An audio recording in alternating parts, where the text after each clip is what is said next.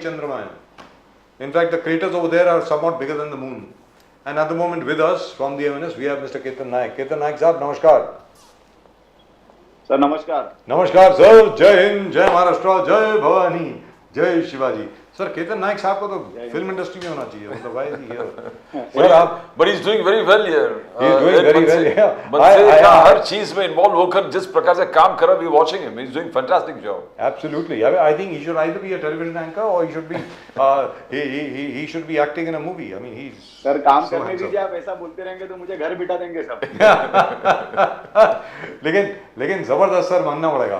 Sir आप ये बताएं, दो चीजें हैं which I am very worried about, very frankly speaking. मेरे ज़हन में सर देखिए गणपति आने वाले हैं, ठीक है सर. गणपति आने वाले हैं और हमारे बीएमसी वर्कर्स का और बेस्ट के वर्कर्स का क्या हाल है आपको पता है. उसके अलावा जो हमारी हाईवेज हैं, जो हमारी सड़कें हैं, उनका अभी क्या हाल है वो आपको मालूम है. तो ये क्या सॉल्व होगा सर? आपको क्या लगता है केतन नायक साहब, बताएं. सर सबसे पहले तो मैं आपको बता दूं कि थोड़ा सा विजुअल्स और वॉइस ये थोड़ा लेट चल रहा है, तो थोड़ा सा पॉज लेके बात करूंगा. कोई बात नहीं. सबसे पहली बात तो सर ये है कि कल ही हमारा एक बहुत बड़ा आंदोलन हुआ. एक पदयात्रा हमारे नेता अमित साहब ठाकरे इनके नेतृत्व में पूरे कोकण रीजन में एक पदयात्रा हमने मुंबई गोवा हाईवे पे रखी थी. और उस पदयात्रा के माध्यम से इस सरकार को आवाज पहुंचाने का हमारा हेतु था कि जिस तरह से रस्तों की अभी दुर्दशा हुई है वो आपको पता चले और उसके माध्यम से आप उस पर कुछ ठोस कार्रवाई करें. अमित साहब ने कल इस पूरी यात्रा के दौरान सारे मीडिया और सारे लोगों से बात करते हुए एक बात वहां पे सामने रखी है कि जिस तरीके से 17 सालों में इस रास्ते का दुरुपयोग किया गया, इस रास्ते पे मतलब बिल्कुल ध्यान नहीं दिया गया. अलग अलग कॉन्ट्रैक्टर्स आए, अलग अलग लोगों ने वहां पे अपने अपने काम करने की कोशिश की, लेकिन उससे कुछ भी हासिल नहीं हुआ.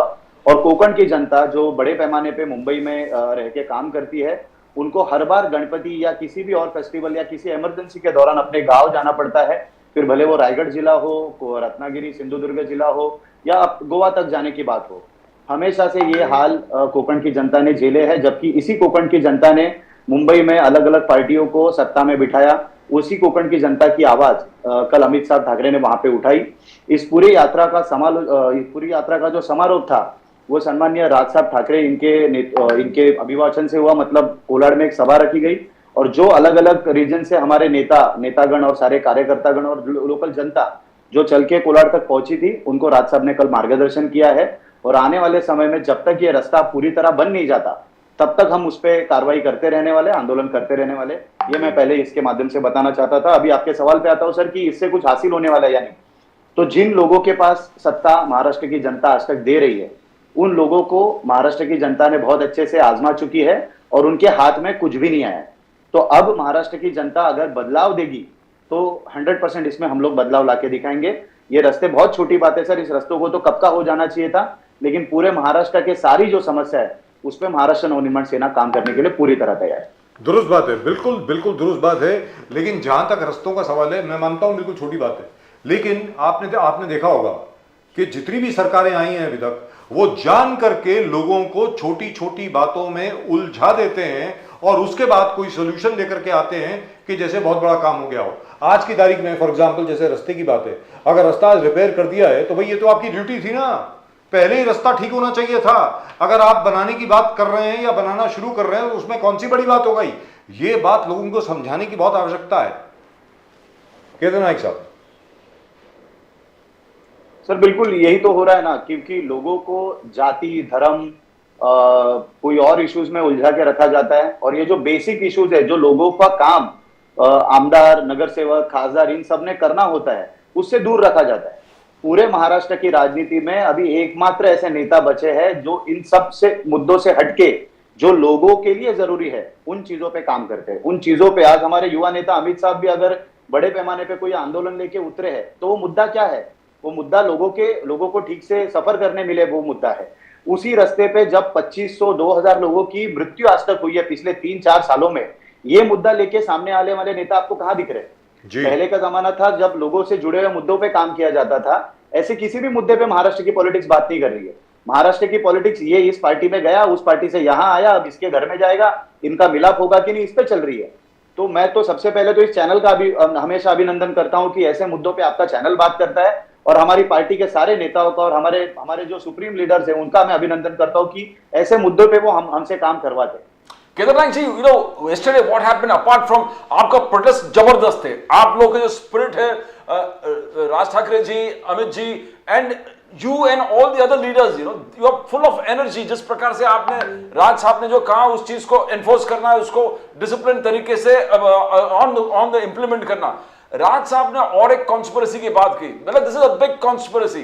The residents of Konkan should know कि आपका जमीन बहुत कम रेट में आप लोग बेच रहे हैं कुछ लोगों को, और ये एक सिंडिकेट है जो आपसे कम रेट में जमीन खरीद के बड़ा रेट में, एक ह्यूज फिनोमिनल एस्ट्रोनॉमिकल रेट में सरकार इस चीज को खरीद रहे हैं। I mean this is huge and the people of Konkan एकदम एक्यूट लॉस में जा रहा है। इस चीज को राज ठाकरे साहब ने हाईलाइट किया, कोंकण वासियों को अपडेट कर दिया कि आप अपना जमीन कम रेट में मत बेचो।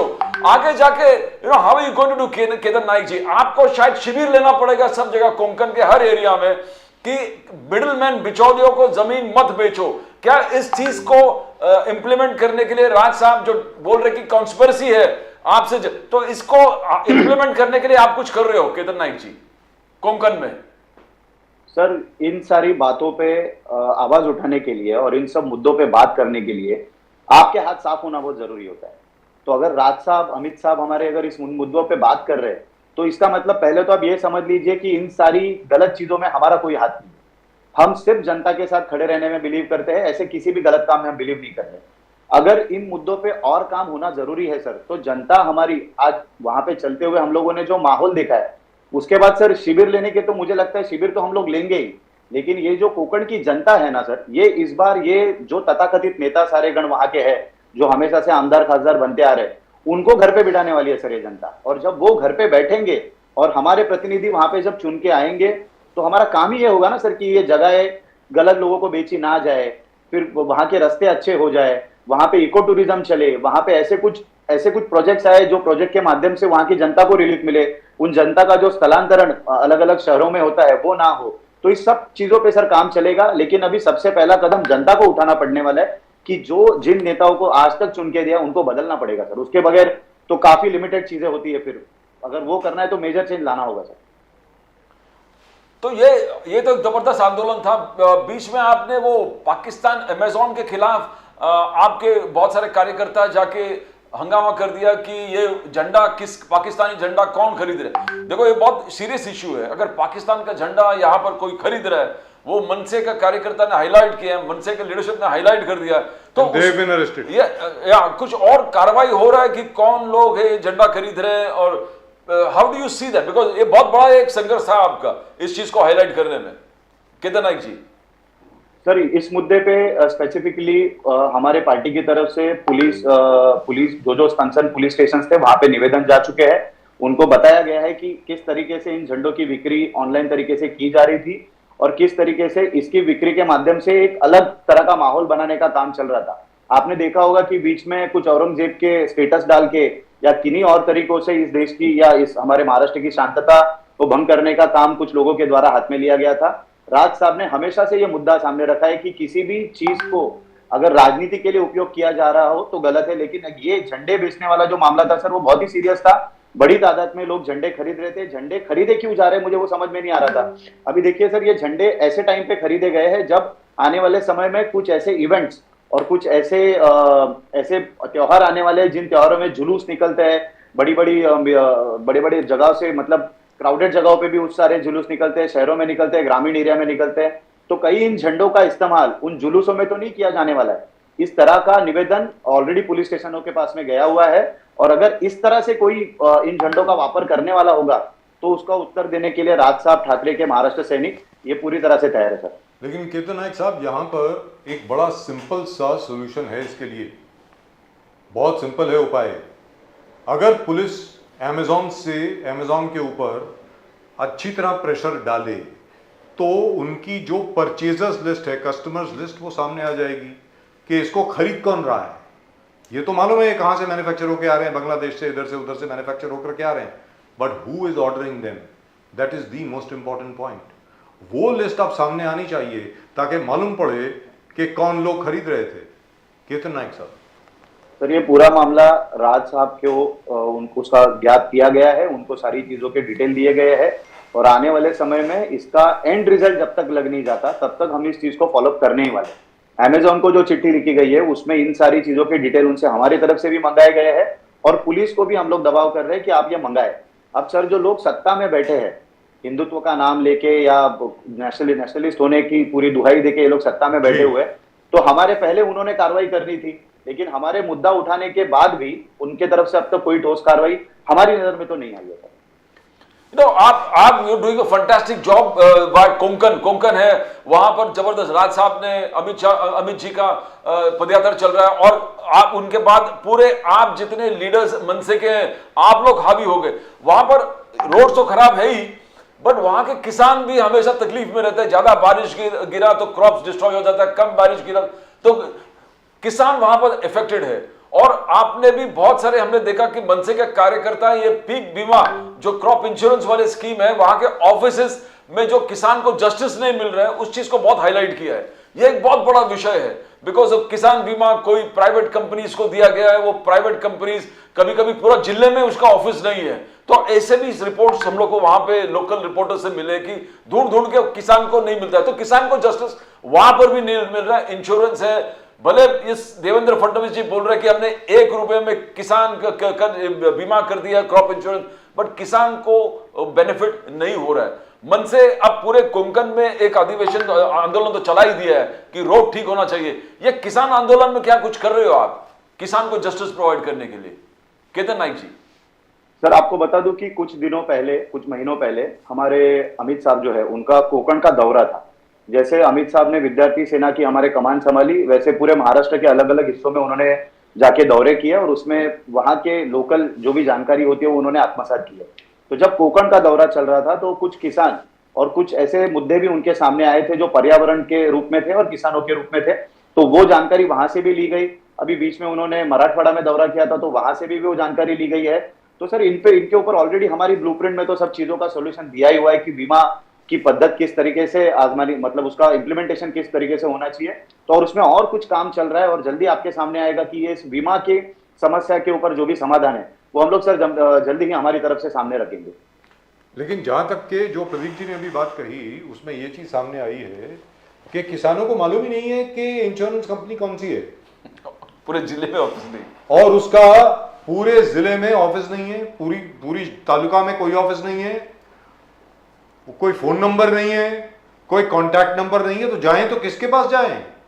ये बहुत, मतलब I don't say it is a fraud, I don't think so, the government is involve, लेकिन ये ऐसे लग रहा है कि किसानों को कम से कम पैसा दिया जाए, या किसानों का जो पैसा है भले वो 1 रुपया किसानों ने दिया हो या 500 रुपये दिया हो या 400 रुपये दिया हो, और सरकार ने जो बाकी पैसा दिया, आखिरकार जो सरकार का पैसा है वो भी तो टैक्स पेयर्स मनी है ना सर, वो भी तो भारत देश का ही पैसा है ना।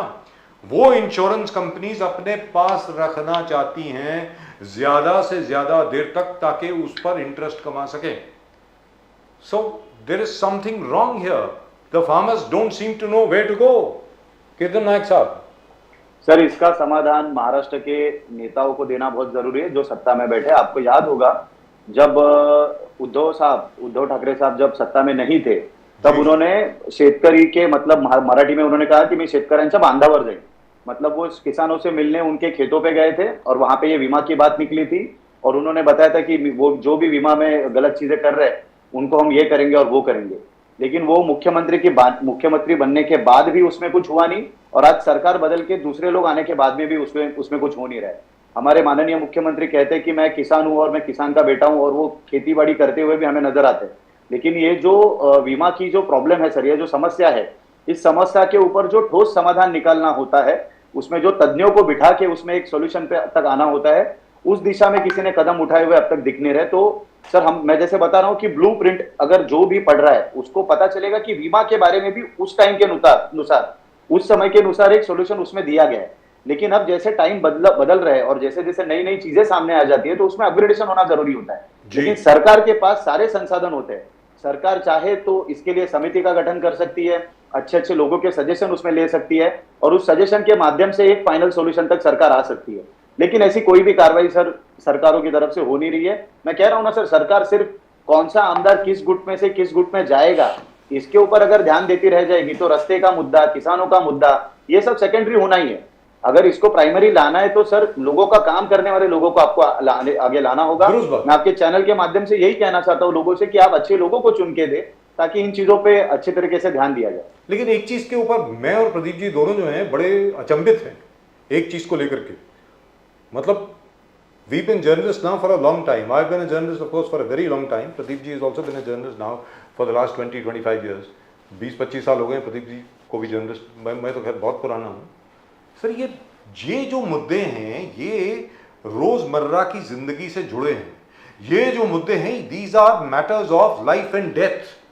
ये जिंदगी और मौत का सवाल है। लेकिन हमारा जो मीडिया है, भले वो मराठी मीडिया हो या मेन स्ट्रीम कॉर्पोरेट हिंदी या अंग्रेजी मीडिया हो सर, जैसे अभी प्रदीप जी ने मुद्दा उठाया पीक इंश्योरेंस का, ये किसी भी चैनल पर आपको दिखेगा ही नहीं। मतलब ये हो क्या रहा है, क्या what is going on? Kedar Nayak साहब।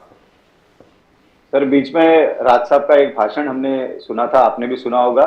पत्रकारों को भी मार्गदर्शन कर रहे थे वो, और उसमें उन्होंने कहा था कि पत्रकारों को भी अभी सिखाने का समय आ गया है कि कौन से मुद्दों को लेना चाहिए, कौन से मुद्दों को नहीं लेना चाहिए।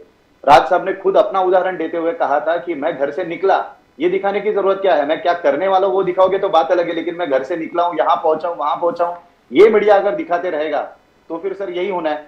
इसीलिए सर मीडिया का जो ध्यान है वो ध्यान इन मुद्दों पे लाने के लिए ही महाराष्ट्र नवनिर्माण सेना रास्ते पे उतरती है। कहीं पे अगर कुछ खटाक जो हम जिसको कहते हैं कुछ तोड़फोड़ भी अगर हो जाती है तो वो ऐसे ही मुद्दों के लिए होती है जो जनता से निगड़ित होते हैं। ऐसे मुद्दों के लिए हम कभी काम नहीं करते कि जो मुद्दे किसी को पार्टी में लेने या भेजने के लिए। तो सर मीडिया को भी अभी सुधरना पड़ेगा टाइम के साथ, क्योंकि जो नई आने वाली जनरेशन है वो जनरेशन तो मीडिया से दूर जाने लगी है सर। मेरे बहुत सारे मतलब जो यंग फ्रेंड्स है वो लोग कहते हैं कि हम लोग तो मीडिया जो भी कंज्यूम करते हैं वो सिर्फ डिजिटली कंज्यूम करते हैं। हम लोग टीवी पे जाते नहीं है, हम लोग डिजिटल माध्यम से जो आता है बड़े बड़े सोशल मीडिया प्लेटफॉर्म के ऊपर जो आता है वही हम लोग आज की तारीख में कंज्यूम करते हैं एज न्यूज। तो सर मीडिया को बदलना होगा और लोगों से जुड़े हुए मुद्दों पे अभी उनको ध्यान देना होगा, नहीं तो उनकी दुकान बंद होने वाली है सर, ऐसा लगता है। केदार नायक जी, you did a fantastic job with BST वाला इशू था और जबरदस्त इशू था। तो जो कॉन्ट्रैक्ट ड्राइवर्स थे उनको पगार एट पार नहीं था और परमानेंट एम्प्लॉइज, ये इक्वालिटी का बहुत बड़ा इशू था और कॉन्ट्रैक्ट सिस्टम पे एक बहुत बड़ा क्वेश्चन था। गवर्नमेंट ने डिले डाली कर दिया, बहुत डिले डाली कर दिया। जस्टिस प्रोवाइड करना था, शायद जस्टिस में डिले हो गया है। अभी सुनने में आया कि कुछ वेतन में इंक्रीज, शायद कॉन्ट्रैक्ट लेबर्स जो कॉन्ट्रैक्ट ड्राइवर्स थे शायद उनका थोड़ा इंक्रीज होने वाला है। केदार नायक जी, इसमें कुछ और can you explain something on that कि क्या justice has been delivered? Sir इस मुद्दे को लेके एक बहुत स्मार्ट राजनीति हमारे सत्ताधारी पक्ष की तरफ से की गई। जो एक व्यक्ति थे जो उपोषण के लिए बैठे थे उनको ही अपने यूनियन में उन्होंने शामिल कर लिया, उनको अपने यूनियन का एक सदस्य बना लिया और उनके माध्यम से अब सत्ता उनके पास है तो सत्ता के माध्यम से सर किसी भी IAS IPS ऑफिसर के साथ में तुरंत मीटिंग लग सकती है। तो उन्होंने उनकी जो यूनियन थी उस यूनियन ने एक मीटिंग करी जिसमें हमारे बेस्ट के जो जनरल मैनेजर थे वो भी उपस्थित थे और जो भी कॉन्ट्रैक्टर्स थे वो भी उपस्थित थे। अब सर अगर मीटिंग ट्रांसपेरेंट ही करनी थी और इन लोगों के लिए कुछ देना ही था तो सारे यूनियन के प्रतिनिधि को बुलाया जा सकता था, लेकिन ऐसा नहीं किया गया। पर्टिकुलरली एक यूनियन के साथ में वो मीटिंग की गई और उसमें ऐसा जाहिर कर दिया इन्होंने कि 1200 रुपया जिसको पगारवाड़ मतलब वेतनवाड़ उनको मिल जाएगी। अब सर उन्होंने जब आंदोलन खत्म होते हुए जो भाषण किया था उसमें कहा था कि हम लोग भरघोस वाड़ देंगे। भरघोस सर मराठी एक शब्द है जिसमें बोलते हैं कि बहुत ज्यादा आपको बढ़ोतरी इस सब वेतन में मिलेगी। अब सर भरघोस अगर 1200 रुपए को कहा जाए तो इसमें आप समझ सकते हैं कि ये किसी की हार है या किसी की जीत है। तो सिर्फ अपनी एक यूनियन को बढ़ावा देने के लिए सारी चीज की गई थी, जिसका अंदाजा हमें बहुत पहले आ चुका था। इसके लिए हमने हमारे जितने भी रिलेटेड वर्कर्स थे उनको इस आंदोलन से पीछे खींच लिया था और उनकी नौकरियां भी बचाने का काम हम लोग ने किया था। और जैसे मैंने आपको पिछली बार बताया, मैं equal wages and equal remuneration की जो केस होती है, जिसको समान काम समान वेतन का हम लोग कहते हैं, उसकी केस की जो भी प्रक्रिया है सर वो ऑलरेडी MNS की तरफ से शुरू हो चुकी है और बहुत सारे लोगों का हमें उसमें प्रतिसाद मिल रहा है। और एक लंबी लड़ाई लड़नी पड़ेगी सर, तभी जाके ये वेजेस में राइज मिलने वाली है। ऐसे कोई भी स्टंट करके उसमें कोई राइज आने वाली नहीं है सर। और इनकी तरफ से जो जाहिर किया गया है उसका मुझे लगता नहीं, अभी 1 से 10 तारीख के अंदर सर महीने की पगार होगी तब हमें सबको पता चल जाएगा कि कितने वेज राइज वर्कर्स के खाते में आए हैं और कितने नहीं आए। And that's terrible isn't it, but because at the end of the day अगर आप देखें कुछ भी हो जाए, जो पुराना सिस्टम था वो ज्यादा अच्छा था यार, बहुत वेरी अच्छा। फ्रैंकली पुराने सिस्टम पे जाना चाहिए। अब तो सभी लोग जा रहे हैं। आप देखिए कर्नाटका में एक बहुत बड़ा जो विषय था कि लोगों ने कांग्रेस को वोट दिया कि उन्होंने कहा कि भाई जो पुरानी पेंशन स्कीम है हम रीइंट्रोड्यूस कर रहे हैं, and they have done it. पुरानी पेंशन स्कीम को रीइंट्रोड्यूस किया गया है, कॉन्ट्रैक्ट सिस्टम को तकरीबन बंद कर रहे हैं, लोगों को वैसे ही नौकरी दे रहे हैं। अरे people need job security sir, मतलब ये क्या है, मेरी समझ के बाहर है कि केतन नायक साहब, ये मेरी राज साहब के साथ कई बार पहले भी डिस्कशन हो चुका है, आपसे जानना चाहता हूं आपकी क्या राय है इसके बारे में कि गवर्नमेंट कोई बिजनेस नहीं है, गवर्नमेंट की बैलेंस शीट में प्रॉफिट की जरूरत नहीं है। गवर्नमेंट की बैलेंस शीट में प्रॉफिट अलग तरीके से देखा जाता है कि लोगों का कितना फायदा हुआ, आपने लोगों के लिए क्या वेलफेयर किया, ये होता है। It is not a business balance sheet sir. Ketan Nayak ji, sir अभी महाराष्ट्र गवर्नमेंट की बैलेंस शीट जिनके हाथ में है, जो हमारे फाइनेंस मिनिस्टर है जी, मुझे तो वो मतलब उनकी जो भाषा मैं सुनता हूँ वो एक बिजनेसमैन की भाषा लगती है। वो हमेशा बैलेंस की बात करते हैं कि हमने इतने करोड़ दे दिए, सरकार की ये हालत थी, उसके बाद में हम लोग ने ये किया वो किया। लेकिन सर लाभ जो देना होता है, जैसे अभी अगर वर्कर्स का मुद्दा मैं आपके सामने रखूं, जी, ये जो आंदोलन हुआ था सर, उसमें एक साधारण काम अगर उनकी तरफ से किया जाता कि एक प्रपोजल बनाना पड़ता है सर। महानगर पालिका ने एक बीएसटी प्रशासन अगर एक प्रपोजल बनाती, जो प्रपोजल मुंबई महानगर पालिका के पास जाता और उसके बाद में महाराष्ट्र शासन तक जाता कि इसमें एक एडहॉक रकम आना जरूरी है। जैसे वर्कर की डिमांड 18,000 की है तो भले 18,000 आप ना दो, लेकिन 8,000 भी अगर आप देने की, एक अतिरिक्त रकम देने की अगर बात करते तो आप बैलेंस शीट सोचने लग जाते हो कि कितना बोझा पड़ने वाला है। लेकिन आप ये नहीं सोचते कि उससे कितने लोगों के घर में खुशी आने वाली है, कितने लोगों को अलग अलग चीजें करने मिलने वाली है। जैसे मेरे घर की शिक्षा, एक वर्कर के घर के बच्चों की शिक्षा का भी जो उसका जो एक्सपेंस है वो करते हुए भी उस घर की गृहिणियों को उसकी बैलेंस शीट हैंडल करनी पड़ती है। तो आपके बैलेंस शीट में अगर थोड़ा बहुत हेरफेर होके सामान्य आदमी, सामान्य मानवी के अगर घर में कुछ बैलेंस शीट में एक असर अच्छा पड़ने वाला होगा तो वो सोचने की जरूरत है। लेकिन सरकारों का काम तो सर अब यही हो गया कि टैक्स की पैसे सब टैक्स के पैसे हाथ में लो और अपनी थिंकिंग के हिसाब से उस पैसे का वितरण करो, ना कि जनता की जरूरत के मुताबिक। तो जनता की जरूरत के बारे में ध्यान देना जरूरी है सर, वो करेंगे तो बहुत ज्यादा अच्छा होगा। और वो मुझे लगता है कि आज की तारीख में तो सिर्फ राज ठाकरे ही बात कर रहे हैं उसके बारे में, वो तो खैर बहुत पहले से ही बात कर रहे हैं। लेकिन अब जो है मुझे लग रहा है पानी जो है वो नाक के ऊपर, आंख के ऊपर और सिर के ऊपर से भी चला गया है, जहां तक मैं समझता हूं। जैसे आपने कहा ना कि सड़क का मसला बड़ा छोटा सा है, आई एग्री विद यू, लेकिन ऐसे छोटे से मुद्दे को भी जब ये बैलेंस शीट वाली सरकार इसको सुलझा नहीं पा रही है तो बाकी क्या सुलझाएगी? केतन नायक साहब, सर एक और छोटा सा उदाहरण मैं यहाँ पे प्रस्तुत करना चाहता हूँ। जो सभा कोलाड में राज साहब की हुई जी, उसके पहले हमारे कुछ नेतागण ने भी वहां पे भाषण किया, तो हम लोग तो वहां पे पहुंचने के लिए हमें देरी हो रही थी, हम लोग मोबाइल पे वो सभा लाइव सुन रहे थे। तो एक वसंत मोरे साहब है हमारे, जो पुणे से आते हैं, जो नगर सेवक भी थे पुणे में, उन्होंने उस सभा में कहा सर कि राज साहब ने बीच में आदेश दिया था कि जहां जहां खड्डे पड़े हैं वहां पे आप एक प्रतीकात्मक आंदोलन लीजिए, उन खड्डों में जाके वृक्षारोपण कर दीजिए। तो वसंत मोरे जी का जो प्रभाग था, उस प्रभाग में वो जाके खड्डे ढूंढने लगे। काफी समय तक काम करने के बाद, खोज करने के बाद उनको खड्डे नहीं मिले। जैसे मैं हमेशा नासिक का उदाहरण देता हूं कि खड्डे ही नहीं मिलते सर, पत्रकारों को भी वहां पे खड्डे नहीं मिलते। इतने अच्छे रास्ते हमने हमारी जो भी सत्ता का कार्यकाल था वहां पे बना दिए। तो वो वसंत मोरे जी ने बाद में उनको एनएचआई से बने हुए रास्ते पे आना पड़ा, सर्विस रोड पे आना पड़ा, वहां पे खड्डे दिखे और फिर वहां पे उन्होंने वो वृक्षारोपण का कार्यक्रम लिया। तो सर ये होती है कार्य करने की जो क्षमता एक नेता में होनी चाहिए, वो हमारे राज साहब में है। अगर उनके हाथ में, अब इमेजिन करिए सर, महाराष्ट्र की सत्ता दी जाए तो वो क्या कर देंगे। जो व्यक्ति इतनी बड़ी विजन महाराष्ट्र की जनता के सामने रख सकता है तो उसके इंप्लीमेंटेशन के लिए क्या जी जान लगा देगा। ये सोच कहीं ना कहीं अब जनता को लेना बहुत जरूरी है, इसके ऊपर जनता को विचार करना सर बहुत जरूरी है। केदार नायक जी, आदित्य ठाकरे बहुत हाईलाइट करने लगा है पिछले कुछ दिनों में, कहने लगा कि देखो कुछ ठीक नहीं है, वाटर लॉगिंग बहुत जगह से सालों साल वाटर लॉगिंग हो रहा है, मुंबई के शायद दादर है, अलग अलग एरिया में वाटर लॉगिंग हो रहा है और सरकार को कुछ ठोस खबर उसमें लेना पड़ेगा। फिर लोअर परेल ब्रिज, बोले लोअर परेल ब्रिज 2 महीने से बंद है और डिले हो गया है, टाइम था कभी अब तक होना था और 2 मंथ डिले हो गए। तो लोकल इश्यूज वो भी यहां पर उठा रहे। तो how do you see Aditya Thackeray's way of highlighting ये इश्यूज, लोकल बीएमसी वाले इश्यूज, हर चीज को कैसे हाईलाइट कर रहे हैं आप? इसको किस नजर पॉलिटिकल कर रहे हैं कि what do you think it's an I wash? Sir बिल्कुल पॉलिटिकल है। इनको हक ही कहां बनता है? जिनके हाथ में इतने सालों से मुंबई महानगर पालिका की चाबियां थी, महाराष्ट्र की अनेक महानगर पालिकाओं में ये सत्ताधारी बन के बैठे थे, अब सत्ता से बाहर होने के बाद में इनको ये इश्यूज दिख रहे हैं। जब आपके हाथ में पूरी पूरी सत्ता थी, स्टेट गवर्नमेंट तक आपके हाथ में थी, तब आपने इसमें बदलाव क्यों नहीं किए?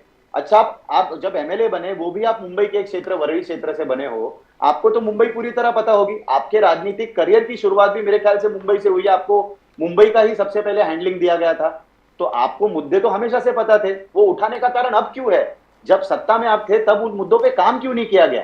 तो जिन्होंने काम नहीं किया उनको मुद्दा उठाने का कोई हक नहीं बनता सर। उनके उठाए गए मुद्दे सिर्फ पॉलिटिकल है। मेरे ख्याल से उनको किसी ने गाइड किया होगा कि आप रोज खाली अपने घर से गए हुए आमदारों की बात करते हो, कहीं थोड़ी बहुत इसकी भी बात कर लिया करो, इसलिए शायद उन्होंने सर इस मुद्दों पे बात करना शुरू किया होगा। केतन नायक जी, आप खुद महाराष्ट्र नवनिर्माण सेना में हैं, लेकिन एमएनएस तो शिवसेना की कोख से ही पैदा हुई है ना?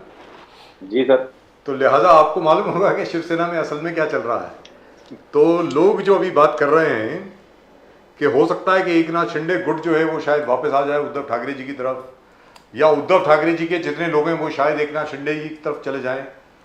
आपको व्यक्तिगत तौर पे क्या लगता है? मैं आपसे पर्सनल सवाल पूछ रहा हूं, not as an MNS leader, MNS के कार्यकर्ता या एमएनएस के प्रवक्ता के तौर पर नहीं पूछ रहा हूं। व्यक्तिगत तौर पे आपको क्या लगता है कि अब शिवसेना का क्या होगा? मतलब मुझे तो ऐसा लगता है कि बाला साहब ठाकरे की बनाई हुई पार्टी अब तकरीबन मतलब उस पर पर्दा गिर गया है, मुझे ऐसा लग रहा है। मैं तो बहुत दुखी हूं इसको देख करके। सर बताएं। सर दुखी तो इस बात से सारे मुंबईकर और सारे जितने भी मराठी लोग हैं हमारे, वो तो होंगे ही, क्योंकि बाला साहब ने एक बहुत बड़े संघर्ष के बाद इस पार्टी को जन्म दिया था, और उस संघर्ष को आगे बढ़ाने में हमारे राज साहब का भी एक बहुत बड़ा योगदान रहा है। इसके भी बहुत बड़ा योगदान रहा है, बहुत बड़ा योगदान रहा है सर। आपके शुरुआती जब मीडिया इंडस्ट्री शुरू में नहीं थी, तब आपके इंटरव्यूज, हम लोग तो बच्चे थे लेकिन देखा करते थे, तो आपने तो सारी चीजें सामने रखी हुई है।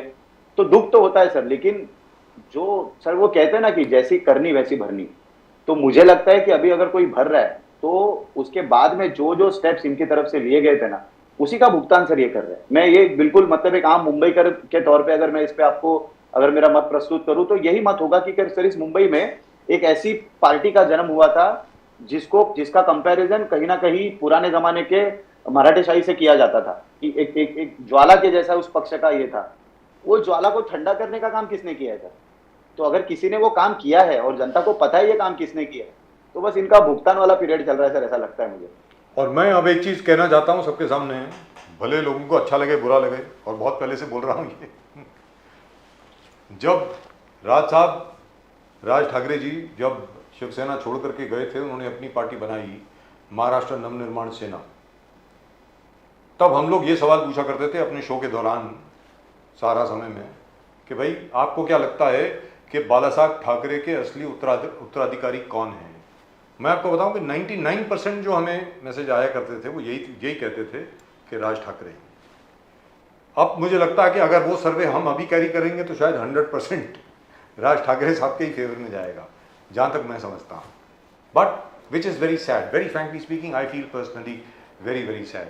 जी बताएं केतन नायक जी कुछ। सर जैसे आप एक खुलासा कर रहे हैं तो मैं भी एक खुलासा कर दूं जी, कि ये जो दौर था जिसमें आप ये सवाल करते थे और राज साहब का शिवसेना से बाहर निकलना, उसके बाद में खुद की पार्टी बनाना, अगर उस वक्त जितने लोग राज साहब के साथ आने के लिए इच्छुक थे, अगर उनको राज साहब ने अगर स्वीकारा होता, साथ लिया होता, तो सर कभी हमें आमदारों की ये जो सवाल आज पूछते हो ना, अब ये सवाल पूछने की जरूरत नहीं पड़ती।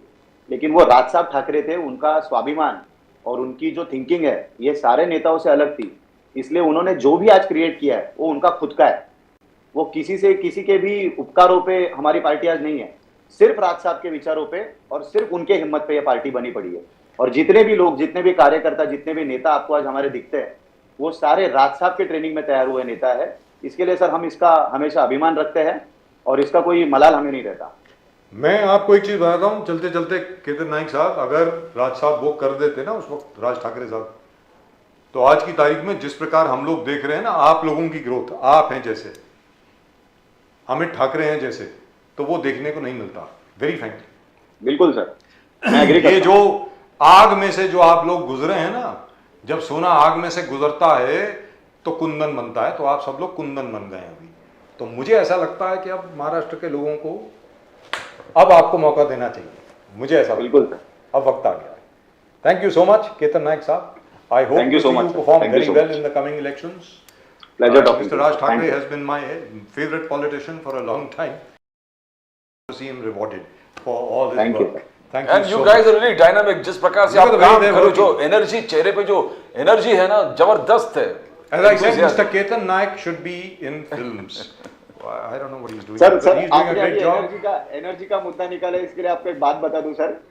कल की पदयात्रा में हमारी एनर्जी कम पड़ गई थी। अच्छा। हमारे अमित साहब ठाकरे जिस तरह से चल रहे जी। थे, हमें दौड़ना पड़ रहा था। Okay, okay, और वो okay. कहीं नहीं रुके और हम लोग उनसे 500 मीटर पीछे चल रहे थे। तो सर हमारे पास एनर्जी बहुत है और वो कम नहीं पड़ेगी महाराष्ट्र के लिए। Thank you so much. Thank you so Ketan much. Naik ji, नमस्कार, जय हिंद, जय महाराष्ट्र, जय हिंद, जय जय भवानी, जय शिव, जय Bhavani. Vande Mataram. Well, that's just about it for tonight's show. आज के शो में सिर्फ इतना ही।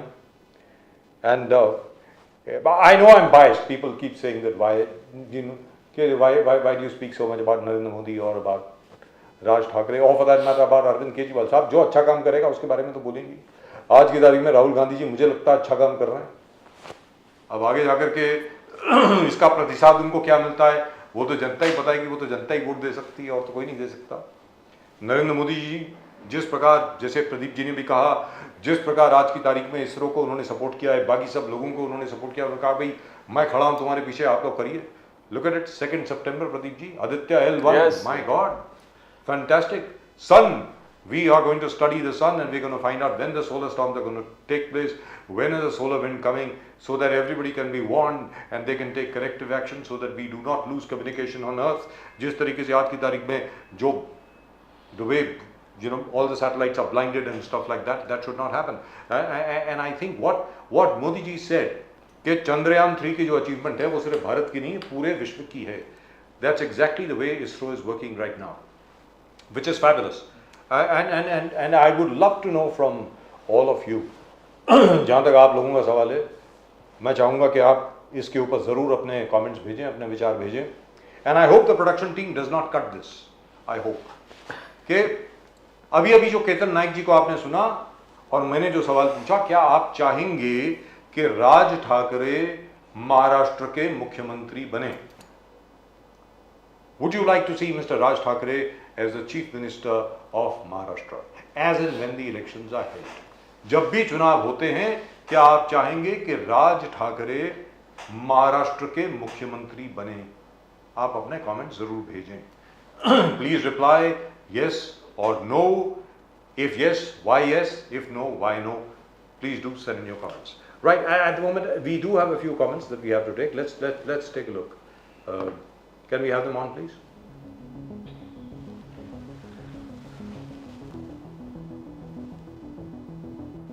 We are waiting for more videos. All right. Can we move on, please? I don't know why they put this. This is a commercial. This is a commercial message from Sorry. YouTube. Why have you guys put this? Are you guys, I don't know what to say, Sai Pallavi. to think Ranveer Kapoor को कौन श्री राम बनाना चाहता है? दुर्गा भट्ट 38। चलिए आगे बढ़िए। Gadar 2 breaks all records। Anil Sharma saab, very good director. I think that's what he wants to say, Yes. which he is.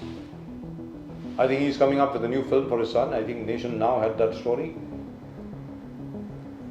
In Vidyut Jambal's film Crack, Nora suits Vidyut more. Nora Fateh is best. Dildar Khan Saab says, that's it, that's just about it.